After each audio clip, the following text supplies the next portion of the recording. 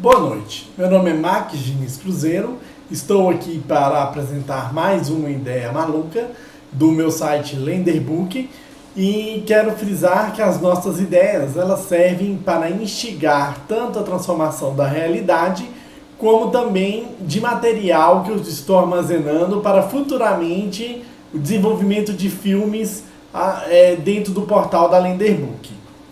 Hoje eu vou falar sobre ideias para o primeiro censo mundial da humanidade. Como vocês sabem, vários países, a maioria dos países do globo, eles fazem censo, mas esses censos são de forma regionalizada. Eu imaginei uma ideia no qual fosse possível fazer um censo global ou por um organismo internacional, como por exemplo as Nações Unidas ou outro organismo que tenha livre trânsito em todos os países, de forma que a gente possa ter informações pontuais necessárias para o ordenamento e a organização social das nações que integram esse planeta. Então vamos começar. É um total de 34 slides. Eu vou ser o mais breve possível em cada um deles para que possa fluir bastante rápido a apresentação. Então vamos começar. Ideias para o primeiro censo mundial da humanidade. Este questionário é composto por apenas 10 perguntas. Eu listei as perguntas que eu considerei mais essenciais para o momento atual da humanidade e também baseado no nível social que as diferentes culturas se encontram dentro do contexto planetário. A primeira questão: qual a sua idade em anos? É algo que é genérico para todas as civilizações. A segunda questão: qual o seu nome? A terceira questão: qual o país onde você reside? Quarta questão: qual a cidade, unidade de sua federação que você reside? Quinta questão: quantos anos de estudo você já estudou em sua vida? Sexta questão: qual o valor presumido do seu patrimônio, incluindo todos os rendimentos já conquistados, na moeda local do país onde a pessoa se encontra? Sétima questão: quanto você gasta com o consumo de água por mês? Essa questão, por ser mais complexa, além de ser desenvolvida na moeda local, eu coloquei a possibilidade da pessoa utilizar recursos naturais, então nesse caso ela não chega a ter gastos, e também de não estar disponível dentro da região o serviço. Oitava questão: quanto você gasta com o consumo de energia? A mesma coisa, eu considerei o fato da energia não estar disponível ou se não ela ser canalizada através de recursos naturais. Nona questão: quantos tipos diferentes de alimentos você costuma comer em um mês?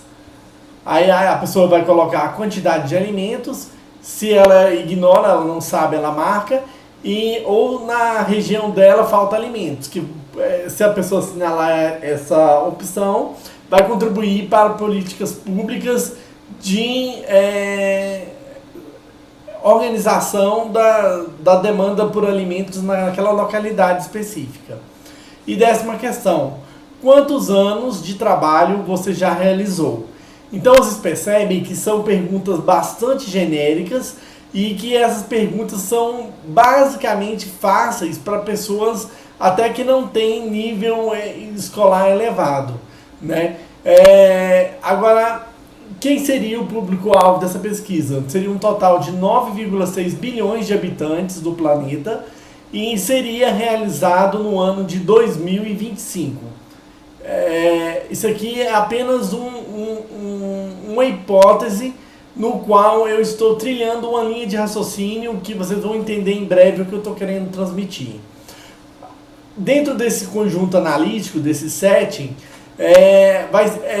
A análise vai ser feita através de cluster para um melhor gerenciamento das políticas populacionais.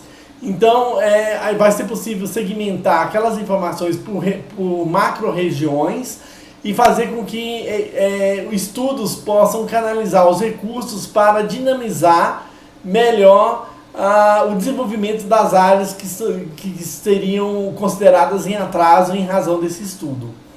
O tempo de cálculo para o resultado seria de 24 horas de processamento e a coleta seria via urna eletrônica ou através de smartphones comuns de usuários que estariam cadastrados pelas Nações Unidas ou outro organismo internacional, pela Smart TV, no caso daquelas nações que são mais desenvolvidas, no qual a pessoa da sua própria casa poderia assinar e vir a responder o questionário, ou mesmo pela internet, né, no qual o sistema seria um sistema fidedigno semelhante a um sistema de votação. Então, essa organização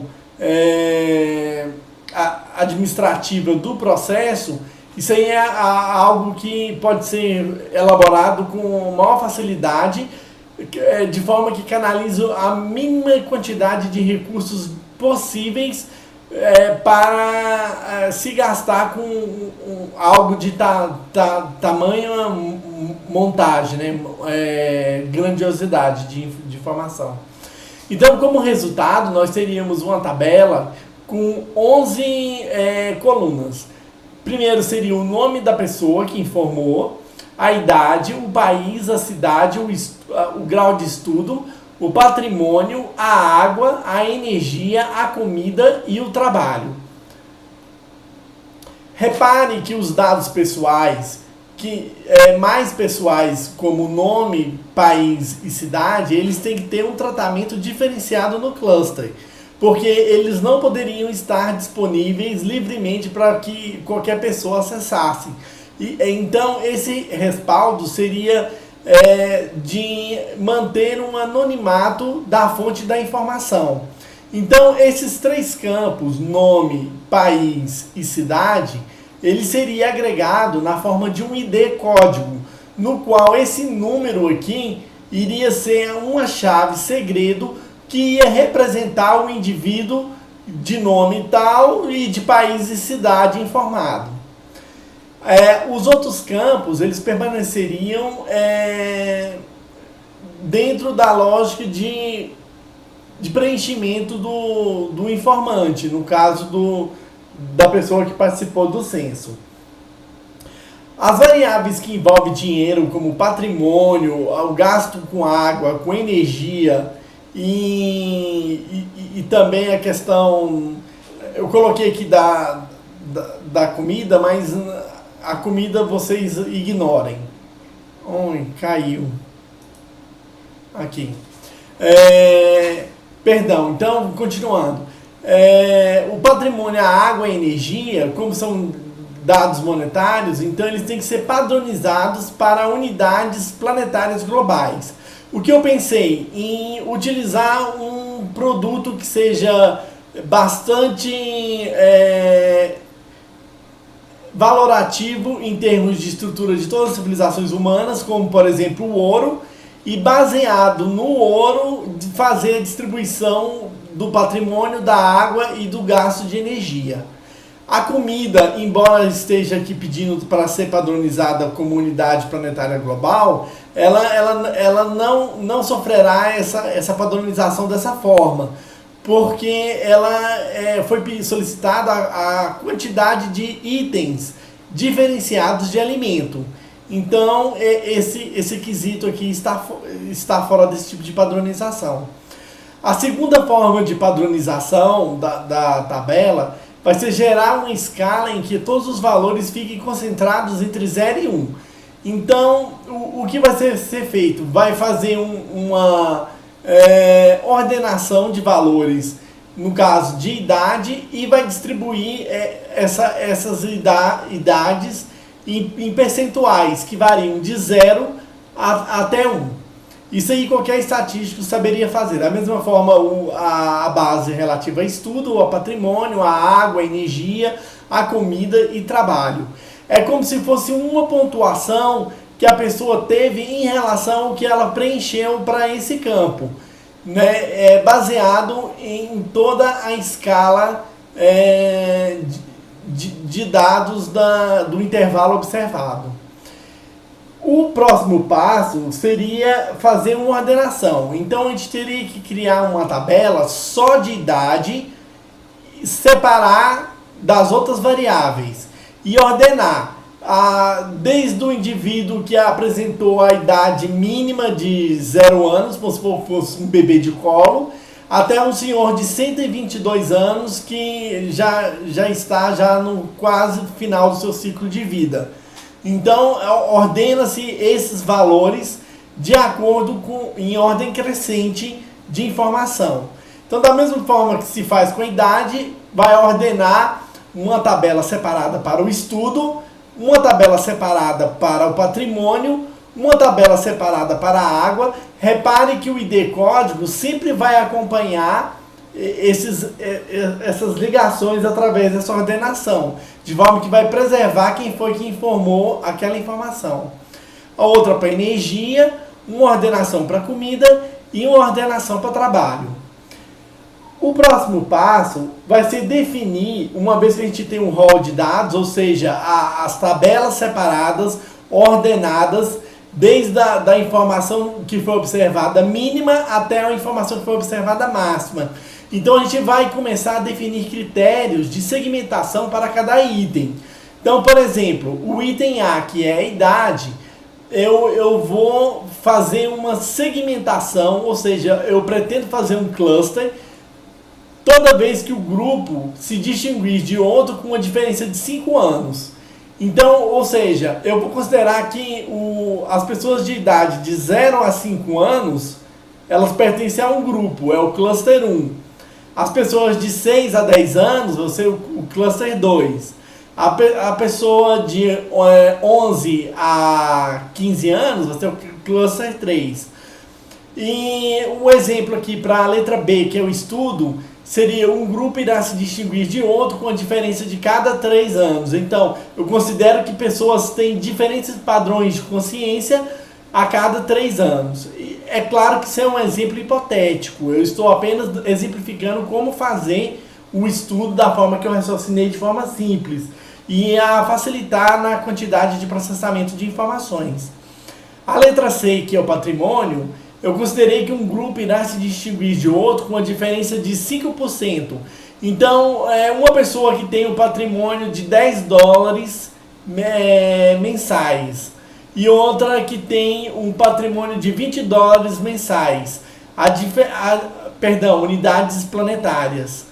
Então, a diferença entre um e outro é de 100%. Então, é acima de 5%. Então, essa pessoa de 10 unidades planetárias, ela está num cluster, e a pessoa, seguindo a ordem, se fosse essa de 20 unidades planetárias, ela estaria no cluster 2. No caso da água, do consumo de água, seria uma diferença de 2%. O consumo de energia seria uma diferença de 3%. As quantidades de comida diferenciada seria uma diferença de 4 alimentos. Ou seja, uma pessoa consome 3 alimentos, outra pessoa consome 8 tipos de alimentos diferenciados no mês, outra consome 16. Então a gente vai medir a diferença entre esse 8 para 16 e verificar se ultrapassa o limite de 4 alimentos. Se ultrapassou, ela passa a pertencer a outro cluster. E o G, que é o trabalho, quantos anos de trabalho a pessoa tem. O grupo que vai diferenciar um do outro são gradações de cada 5 em 5 anos. Então, dessa forma, a gente vai conseguir construir um quadro, no qual, por exemplo, aqui, o patrimônio, que é a diferença de 5%, foi o que eu expliquei anteriormente. Então a gente vai calcular os decis, ou seja, esses dados vão estar todos ordenados pelo código de forma crescente. Aí eu observo que o primeiro decil, ou seja, se eu dividir em 10 segmentos o meu rol de dados, eu vou encontrar que os primeiros 10% vão estar em 10 unidades monetárias.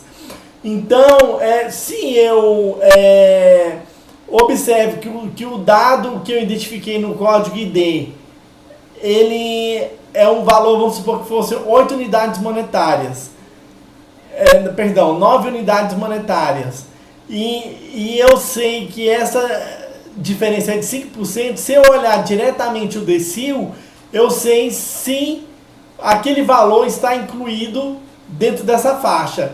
Se por exemplo, o valor que eu estivesse procurando fosse acima de 5%, então eu teria que observar todos os elementos que são compostos a partir desse decil. Mas se no caso eu observo que o valor que eu estou procurando ele é menor que 5%, vamos supor, em relação à diferença do quarto decil, então eu já posso fazer uma transformação de dados e recodificar toda a tabela dos 40% primeiro valores para o primeiro quartil, para o primeiro cluster, porque eu sei que todos eles são abaixo de 5%. Então o que eu estou fazendo? Eu estou facilitando os cálculos de forma que eu já intuo, porque os dados estão ordenados, que a diferença é menor de que 5% até os 40%. Então eu apenas substituo, monto a tabela no qual eu já atribuo o cluster 1 para todas aqueles códigos IDs que tiveram o valor abaixo do valor de transferência de camada. Então, o que eu estou fazendo? Eu estou fazendo um sistema no qual me permite ordenar dentro de cada uma das variáveis clusters dentro da dimensão no qual eu estou estudando. Então, o que aconteceria? Eu chegaria à conclusão que patrimônio para essa pessoa que respondeu aqui, ela estaria relacionada ao cluster 1, dentro da escala de valores dessa variável. Vocês observam que na terceira linha aqui, a representatividade do patrimônio dessa pessoa sofreu uma elevação ao ponto de ultrapassar os 5% em relação ao último dado observado. Então, ela, devido à distância ser elevada, ela passou a pertencer ao cluster 2.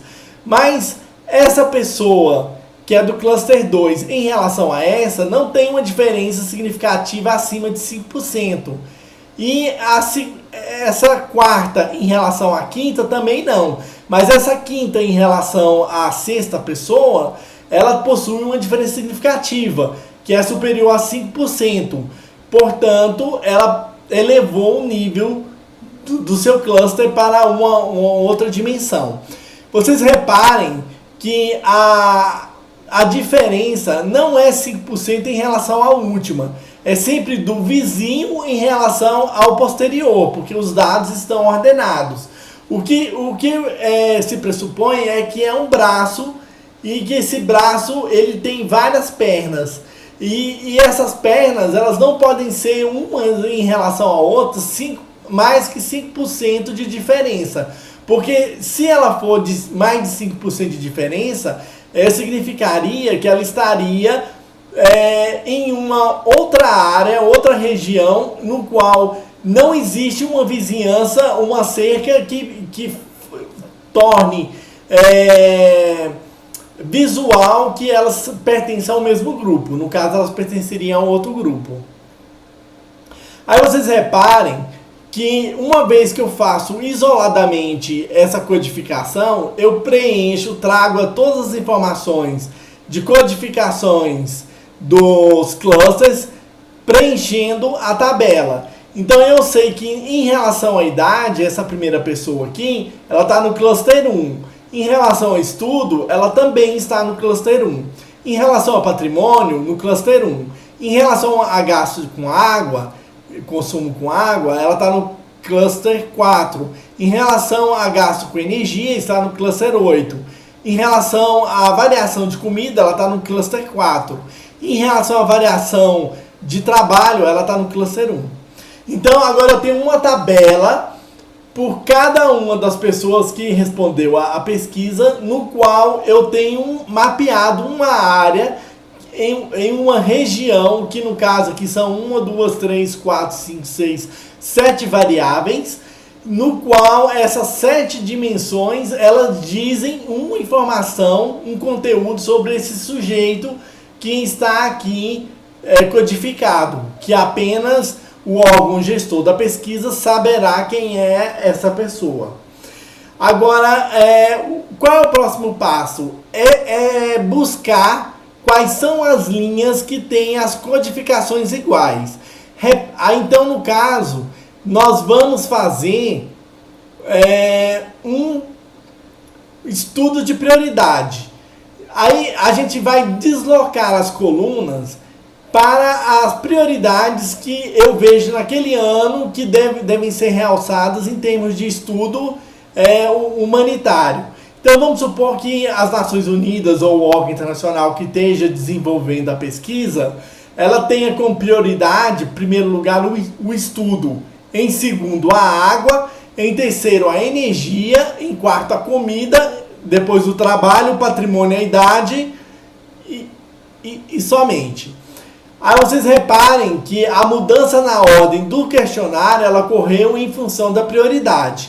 Quando essa mudança ela ocorre, você está trazendo para a tabela todos os dados dos clusters que singularmente dentro de cada dimensão a pessoa teve uma contribuição, uma parcela de contribuição em relação às suas respostas.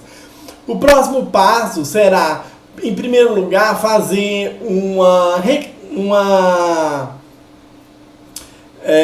uma classificação no qual você vai ordenar toda a linha integralmente. Primeiro por estudo, segundo por água, depois por energia, por comida, trabalho, patrimônio e idade. De forma que você vai preservar a identidade desse sujeito que está aqui na forma de código. Uma vez que você ordenou, você vai observar que algumas linhas são exatamente iguais. Por exemplo, esses dois sujeitos aqui, eles caíram em um cluster único, porque todos os dados foram iguais, ó, 11, 44, 88, 44, 11. Então, esses dois sujeitos aqui, eles pertencem ao mesmo cluster. Então, eu não preciso de fazer nada em relação à distância euclidiana, porque eu já garanto que eles já pertencem ao mesmo agrupamento. Agora, o que seria essa soma? Vocês lembram lá no início, quando eu falei que a gente padroniza os dados na escala de 0 a 1? Então aqui a gente vai pegar o quanto representa as informações primárias de cada um desses sujeitos, somar esses elementos aqui, e quando a gente somar esses elementos, a gente vai obter essa soma. Quer dizer então que esse valor aqui é o valor no qual tem de contribuição para esse indivíduo. Porém, como os dados já estão ordenados por colunas, o que eu posso dizer? Eu já sei de princípio que esses dois primeiros pertencem a um cluster. Então, eu posso dizer que eles pertencem ao cluster A, por exemplo, um cluster hipotético chamado de A.